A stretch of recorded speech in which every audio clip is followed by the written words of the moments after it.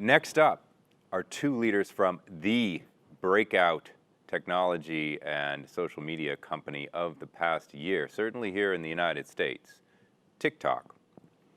Vanessa Pappas is the Chief Operating Officer of TikTok, overseeing the strategic business direction and growth of TikTok's global operations, and that has been some kind of growth in the past 12 months, including content marketing, user growth, and product. And Tran is the head of global marketing for TikTok, and his role as TikTok's first head of global marketing, he's responsible for all aspects of TikTok's global marketing efforts. So let's start with you, Nick.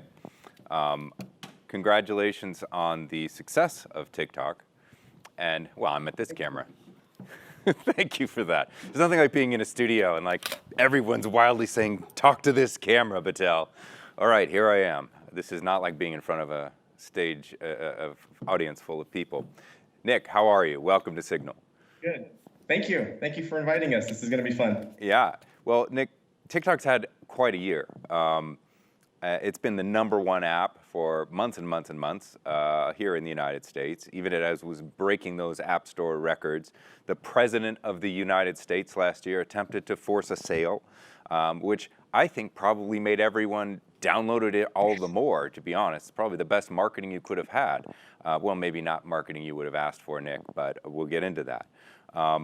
What was it like to lead a company during that time, Nick and Vanessa? And you know, do things feel a little bit more normal now?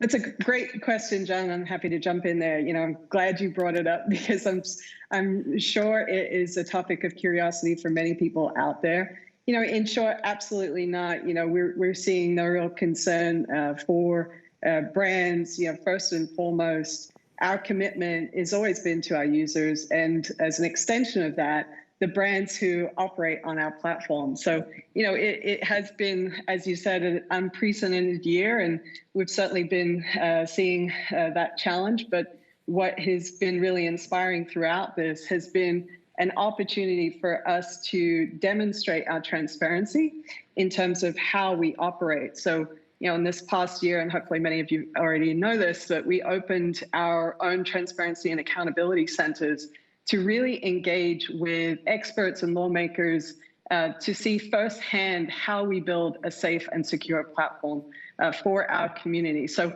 we're really pushing the boundaries around what we think about transparency and leading the way for our industry. And it's been really gratifying to see other peer companies actually follow suit in opening up their own transparency and accountability centers. But, you know, we've been clear from the get-go that, you know, TikTok does not operate in China. We have no ties to the Chinese government. And as far as where we stand in regard to the new order, you know, we're committed to working with the US government to address any remaining questions that they have. So, you know, we're very much thankful for all of our partnerships that we've seen in really cementing our place in the advertising industry. And, you know, from my vantage point, it's been, you know, certainly a fundamental shift and a renewed confidence that we've seen since the beginning of this year, where brands are really committed to TikTok. And that has cemented us here in the industry and the landscape for being a true contender, certainly because of the scale that we've been able to accomplish, but through these partnerships that provide us and brands as another option for advertisers today, which is really great. Now, you're referring to the Biden administration has taken a different approach from its predecessor. They have not singled your company out. However, they have included your company in a category of companies that they've called potential national security risks posed by software applications connected to foreign governments. And you mentioned the relationship with China. Is there any more that you might say to assuage the concerns of those who might be concerned that it's possible that you could say that, but it's still possible the Chinese government, which has shown a lot of interest in internet companies recently, particularly those that are based in China, might be able to reach in and grab their data without even you knowing that? No, you know, I think, you know, certainly these are the right questions that people should be asking. And these are the reasons why we've set up our transparency and accountability centers. And we've also worked with a number of cybersecurity experts. And we've proven time and again that this is not a risk. We have very strict data access controls. We do our own personal audits. We work with third companies.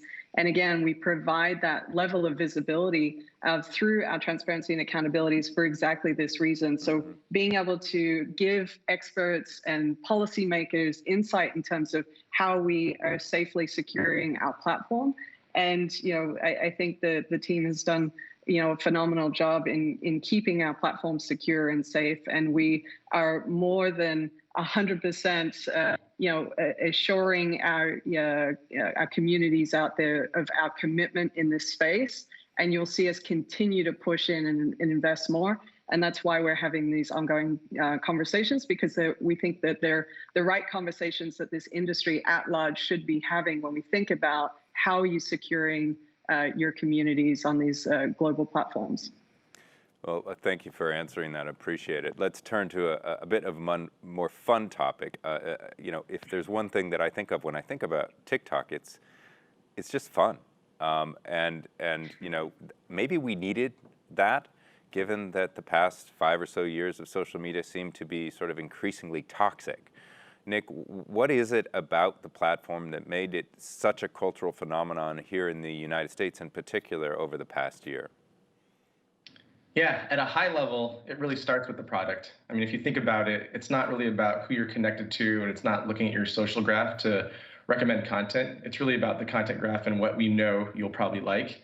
I think the other thing that's really interesting is it's a fully sound-on experience. You don't see people passively watching it or glancing at it. They're actually leaning in and watching TikTok, which actually leads to another insight that we found earlier on, which I thought to be a pretty powerful insight. If you think about the verb that people use when they talk about their engagement with TikTok, it's always the verb watch as opposed to the verb check. So it's really not about dipping in, checking something and leaving. It's about watching and being fully engaged. So that's how I feel at a high level the product is really powering that. But at the same time, it really starts with the community. I think without the community, we wouldn't really have much of a product overall. And we continue to provide features to them like Duet and Stitch that allow them to be their most creative selves and really enrich the lives of everyone around them, whether they know them or not. So that's a little bit of what makes us so fun. So one of the things that I've noticed is that trends seem to break out on TikTok now. Consumer, it's almost as if it's a way to understand what people are thinking about, what they're sharing. That feels a lot to me like early Twitter or early Facebook. It's like you could see what was happening by the way people were, connecting and sharing on those services. This feels a little bit different in that it's pure video, and as you say, it's the sound is on. What are you seeing now in terms of consumer insights on the platform? What are people interested in? Yeah, I could start just in answering that. I think what really sets the TikTok apart, and Nick spoke to this a little bit, is that we're really an entertainment platform that is powered by the community. So when we think about how brands participate in this environment, you're participating in a very highly engaged community.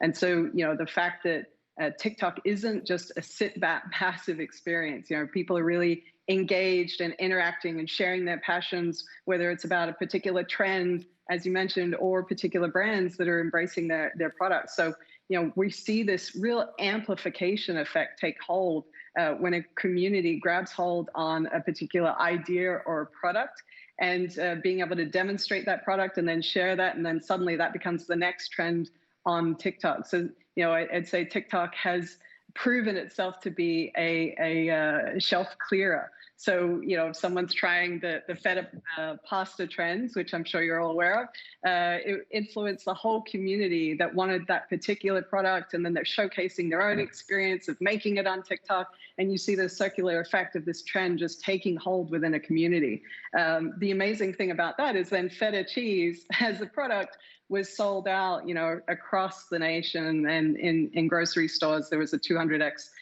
in sales. So, and the hashtag itself had over 1 billion views. And, even today, and I'm sure you guys have seen the hashtag TikTok made me buy it, where our community and our creators are discovering new products. And that hashtag itself has over 3.5 billion, or I think even now 3.8 billion views and counting.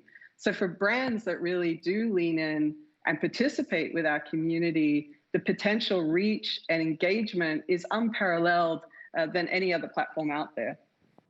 Yeah. Nick, do you want to add in?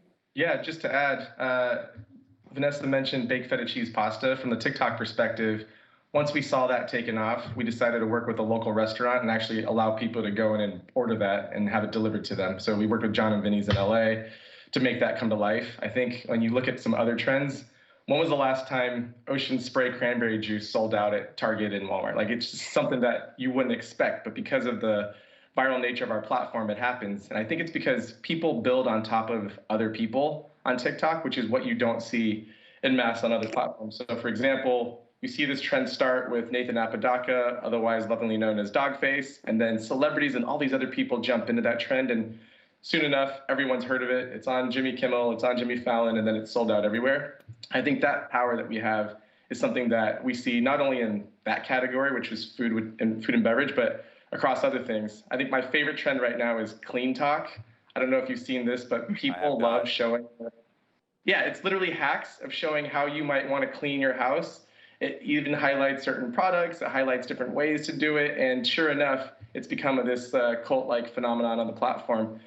Most recently, we launched TikTok Resumes, which is another sort of subsection of TikTok called Job Talk, where we found that during the pandemic, a lot of people were uploading videos of themselves to try to highlight differentiations to their future employers. And out of that insight, we were able to create a platform where 42 brands were able to post jobs that they're willing to take a TikTok video as a resume submission. And in turn, we've created thousands of people who are now able to hopefully identify and find new jobs that they can actually apply using a 60-second video. So these are a few of the trends that we see based on the insights. And again, it all starts with the community. So watch out LinkedIn, I guess. I'm curious about the role of algorithms in AI. This is one of the big topics of Signal this year, is understanding AI. Algorithms and their impact on the public discourse are now part of a national dialogue in the United States. And not in a good way, to be honest. But your algorithm seems to be, I guess you could say, happy. You know, how did you make it? How does it work? Is this part of your transparency efforts? Tell us a little bit about that algorithm and the AI behind it that helps make the experience that is watching TikTok. Yeah, so I think there's a couple of things that go into that. So you mentioned like this, like TikTok is a happy experience. It's a joyful experience. It's actually a action statement too, in terms of how do we inspire creativity and bring joy. And we see that comes about, the sentiment that we're seeing on TikTok and the creative expression that we see on TikTok is primarily entertainment because of the format itself, right? So these are short clips, oftentimes set to music. So you really do, because of the format and the medium, it does bias towards this idea of like just showcasing great, entertaining, and sometimes also educational and fun content that skews more into the life hacks that Nick was talking about before. But what's really unique about TikTok is that it's not a social network.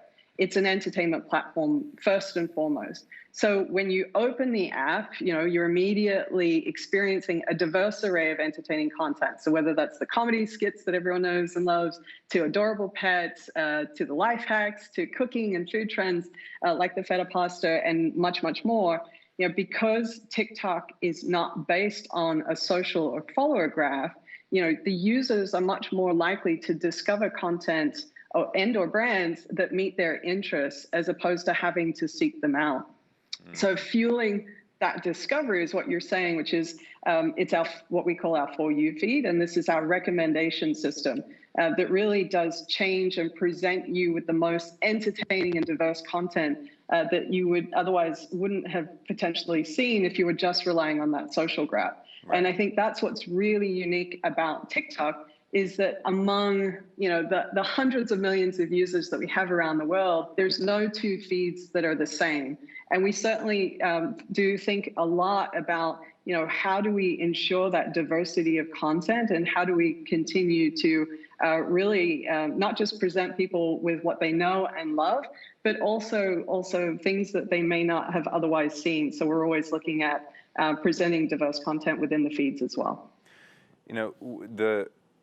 As something of a student, an amateur student of social platforms and platforms generally, you could understand, say, Google search and say, well, Google search works so well, it's magical, especially in the early days, because it's all about what pages are linked to what pages. There was some sort of fundamental understanding of why you were getting the results you were getting. And then with Facebook, as you point out, well, I must be getting a lot of stuff that my friends are looking at or that they're recommending. And so you understood that there was this base level social graph informing the algorithm. But I don't actually understand, and when I listen and watch my friends watch or my children watch TikTok, they don't understand exactly why they're getting what they're getting. It just seems like it works. Do you have a handy sort of, description of how the FYP, for your page works? Is there some name for this magic, or should we just trust you and just keep smiling? No, I think so. Always, you should just keep smiling. But the For You feed really is looking to personalize to your watch experience. So in its most basic form, when content is served up and presented, if you're engaging with that, we'll look to show more of that content, but also, again, balancing that out with new content that's always coming up on the platform. So people are posting, thousands and millions of videos on a daily basis. And so there's a lot of content diversity that we have at our disposal to share and broadcast around the world. And so really, it does look at both the signals of what are your personal interests, what are the things that you're engaging on that we can certainly understand to showcase more of. And then also, because there's just the breadth and depth of this amazing content that shows up on TikTok, you're also going to get surprised. Right. And you're going to find those just serendipitous moments where you're finding content and life hacks like, Nick has, and now his house is extremely clean because of it, because of just the diversity that we're able to showcase. My question, I realize as I think about it, doesn't just relate to my own curiosity about why am I seeing what I'm seeing, but it relates directly to an area I want to explore now, which is how do brands and marketers engage with TikTok? People who are sophisticated at marketing on Google or on Facebook or on YouTube, they understand the targeting, they understand the data, they know that there's these incredibly rich profiles of the users, the first-party data, as it's called in the industry, that they can access on the platform in order to properly target their advertising. Is that true also on TikTok? How do brand marketers know they're getting the audience they want in the context they want? Yeah, I will say everything that you just described sounds like a lot of work. And the best way to succeed on TikTok is to have fun. Like if you actually think about what Vanessa said earlier about being an entertainment platform, brands that do well are being generous with their content and they're just looking to entertain people. And then if you kind of read in between the lines of how she described the algorithm, the content will find the right audience and it'll surface it to them. So in the same way that because I probably wasn't the cleanest person, Clean Talk showed up in my feed and now I'm much cleaner. It's really open to getting you exposure to the right audiences at the right time based on their viewing behavior. So you don't have to think too hard about it. I'd say when we saw Old Spice reach out to TikTok creators to recreate the Smells Like a Man campaign, that worked well because what guy doesn't want to pretend to be Isaiah Mustafa and actually go out and say, look at him, now look at me, now back to him, now back, like that whole thing. It's just a fun thing for people to want to recreate. And I think we saw a lot of creates out of that. So if you're not having fun, I think you're doing it wrong. And ultimately, you shouldn't worry about how many times you post or is this good enough to post. Just get it out there because it won't be seen unless it's starting to do well. And if it does well, it'll start to surface to a lot of other people. And that's sort of the beauty of TikTok. It's not about being perfect. It's about moving at the speed of culture, finding things that are relevant, entertaining, and making sure you just take more swings and surface as much as you can about your brand to the audience that will eventually find it. Well, let me just ask Sorry, go ahead, Vanessa. I would just, so I would just in there, certainly as a mobile platform with the hundreds of millions of users and all the diversity of users that we have on the platform, the capabilities are there for marketers, right? But I think to Nick's point, what is special and unique about TikTok is the ways to go beyond just traditional advertising or marketing. And we're really seeing that advertisers have an opportunity to flip traditional marketing on its head and really place their brand at the forefront of innovative storytelling and creating content that really connects with our generations today. So instead of just creating ads that people can skip over, creating something that they can actually get immersed in. So much of that ingenuity and creativity and fun that the TikTok community has, think about how your brand can show up in those moments for those communities. And so if you think about it, traditional advertising is telling people how they should react to their brands. And a TikTok is showing people how they can help people react to the brand. So, we really tell brands that whether you're on TikTok or not, people are on TikTok talking about your brand. And so how can you really leverage that and be a part of the community? I think there's a ton of opportunity there in that regard. So I'm just going to ask the dumb question, though, because I want to make sure, having never purchased any ads on TikTok, you can buy ads on TikTok. You don't just have to Correct. make content that works on TikTok. Obviously, that's a great tactic.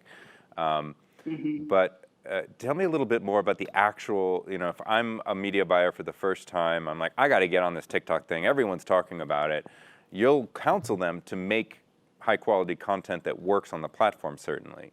But then what more can they do to ensure that it has a chance of being seen and seen by the right people?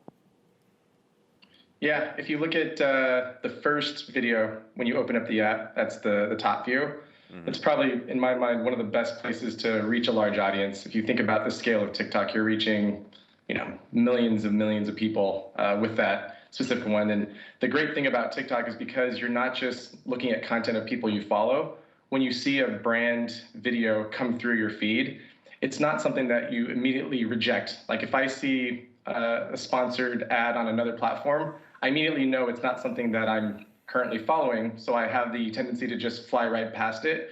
Whereas with TikTok, it's all about discovery. So because you're not expecting to see something, content you follow, when a brand shows up, it just feels native to the overall platform. And if you create something and you actually buy the media spot to have it in feed, it's another great way to surface your content to a wider audience. All right, final question for either or both of you. One of the trends we've noticed as we were looking back on the past 12 months and looking forward to the next 12 is how important commerce integration has become for almost every technology platform. It used to be 5-10 years ago, when you thought commerce online, you thought Amazon, and that was about it. And now commerce is sweeping through the United States after having already been integrated deeply into almost every app in Asia. TikTok's made a couple of announcements around this space. I'm curious what you think the future of commerce is and how TikTok might be involved. It's a great question, John. I think, in general, excuse me, I think, we certainly saw an acceleration in this space with COVID and the pandemic, where people were, moving to more of shopping online and commerce.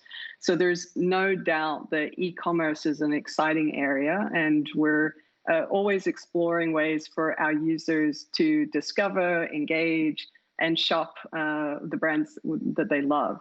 And so while we don't have anything new to share in terms of what TikTok's looking at and how we're thinking about this space particularly, we are always looking at ways that TikTok and brands can really have an outlet to authentically connect with audiences. And we're, as you mentioned, we've experimented somewhat in this area for new commerce opportunities. The main kind of philosophy that we have here is how do we minimize the distance between connecting a brand with their consumer, and so whatever format or fashion that they may take. In e-commerce, in more generally, we do see or I guess the advertising space more generally, and ways that brands can show up on TikTok. I think that there's so many different advantages that we can look at TikTok as having. So we are a video-first platform. We have strength in our discovery, which Nick has certainly talked a lot about today. And we have a global community. And so we're really looking at ways that we can reinvent the product discovery for the next generation of our customers, and whatever format that ends up taking. But certainly an area of exploration, and there's been a lot of excitement in the e-commerce space. Yeah, one thing that I think is a fun analogy is if you actually think about it, you mentioned Amazon earlier. That to me is sort of like mimicking the Costco shopping experience, where you know what you need to get, you have your list, and you try to go in and out as quickly as possible. Right. We haven't had a digital solution that's really more like the mall, where you go to be entertained, you go to hang out, and while you're there, you have these spontaneous purchases because you see something that you didn't think about before. Right. I think if you just kind of think about the feed, TikTok actually will be able to provide that at some point, where it feels more like the mall. You're there to be entertained, you're watching things, and all of a sudden you see something that you didn't think about buying, but now you have the intention to do so. So I think those are some of the fun aspects that might separate us in the future. Indeed. Well, Nick, Vanessa, thank you so much for joining us at Signal. I'm sure you're going to have a very busy year ahead, and I certainly hope we can have you guys back for a future Signal conference. So thank you again very much for being part of this year's event. All right. Thanks so much for having us. Thank you.